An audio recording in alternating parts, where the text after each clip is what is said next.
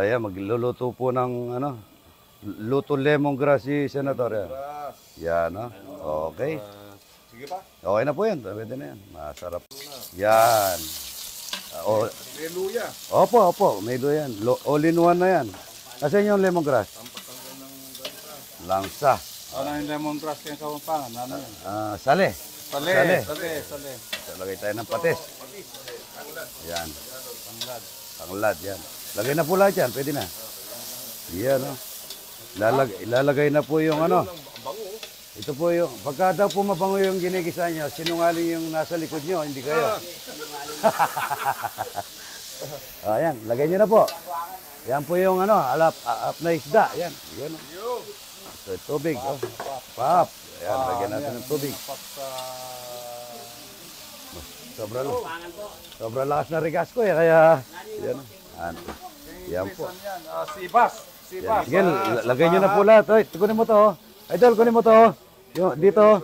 Yan o. Lagay nyo na po yung yung buo. Buo. Anong pa?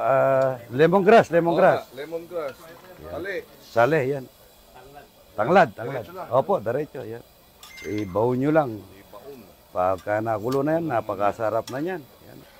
So ano siya, sabaw? Opo, sabaw yan. May luya, walang masustansya po yan. Ay. Kukuha na lang.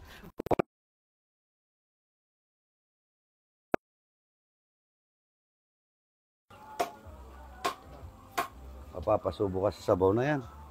Sabaw pa mo, ulam na yan.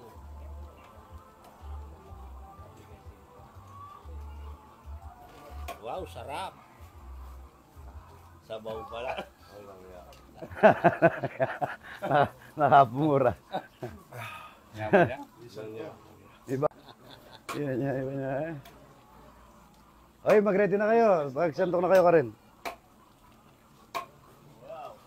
Kaya yung tatang ko, yung buhay pa siya, at kami we were growing up, lagi niya sinasabi, pag oras ng kainan ba, habang mainit.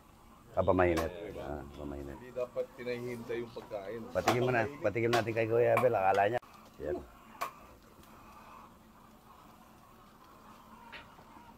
Yaman natin. Wala ko mo, yung manok mo yan sa salera.